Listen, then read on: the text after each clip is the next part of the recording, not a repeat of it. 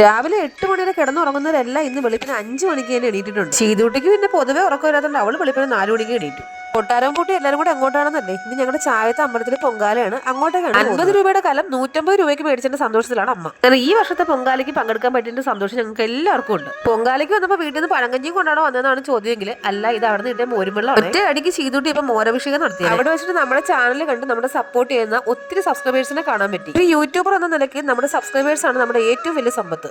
ഇത് മോൻ അമ്പലത്തിൽ ചെന്നപ്പോൾ കിട്ടിയൊരു കൂട്ടുകാരനായിരുന്നേ. നമ്മുടെ മെയിൻ പരിപാടി പിന്നെ ഫുഡ് അടിയാണല്ലോ, അതുകൊണ്ട് തന്നെ ഐസ്ക്രീം മേടിച്ചു. എന്റെ മോള് വല്ലാണ്ട് വളർന്നത് ഞാൻ അറിഞ്ഞില്ല. എന്റെ ഐസ്ക്രീം മൊത്തം അവള് കഴിച്ചു. സ്ഥിരം എടുക്കാറുള്ള 18ാമത്തെ അടവും കൊണ്ട് ടോയ്സിന്റെ ഫ്രണ്ടിൽ കറിയിക്കും. ഇനിയിപ്പോ ഫ്ലൈറ്റിൽ കയറി വീട്ടിൽ പോവാം. ചീതൂട്ടേക്കാളും വലിപ്പമുള്ളൊരു പാവം മേടിച്ചു കൊടുത്തിട്ട് അവളെ സെറ്റാക്കി. ഇങ്ങനെ പോയാൽ ഒട്ടും വൈകാതെ രണ്ടും കൂടെ എന്നെ കൊണ്ട് ലോൺ എടുപ്പിക്കും. മൊട്ട മെയിലത്ത് 2 മണിക്കൂർ ക്യൂ നിന്നാൽ എന്താ, നല്ല അന്നദാനം കഴിക്കാൻ പറ്റി. വീട്ടിൽ വന്ന് കുളിച്ചൊരുങ്ങിട്ട് ഞങ്ങൾ രാത്രിയിൽ പിന്നെയും പോയി ഉത്സവം കാണാൻ. അവിടെ ചെന്നപാടെ ഐസ്ക്രീം, കടല, കപ്പലണ്ടി, ചായ എന്ന് വേണ്ട കണ്ണി കണ്ടത് മൊത്തം അടിച്ചു കിട്ടും. ഒരു വായും പലതരം ഫുഡും. ഇതൊക്കെ എങ്ങോട്ട് പോകുന്നു അച്ഛൻ. ഉത്സവത്തിന് പോയിട്ട് ഇത്രയും സന്തോഷിച്ച ദിവസം വേറെ ഉണ്ടായിട്ടില്ല. കാരണം നമ്മുടെ ഒത്തിരി സബ്സ്ക്രൈബേഴ്സിനെ കാണാൻ പറ്റി. ഒരുപാട് പേരൊന്നും ഉൾപ്പെടുത്താൻ പറ്റില്ല, സോറി ഉണ്ടേ. അപ്പൊ നമ്മുടെ ചാനൽ എല്ലാവരും സബ്സ്ക്രൈബ് ചെയ്ത് സഹായിക്കണേ. ടാറ്റാ.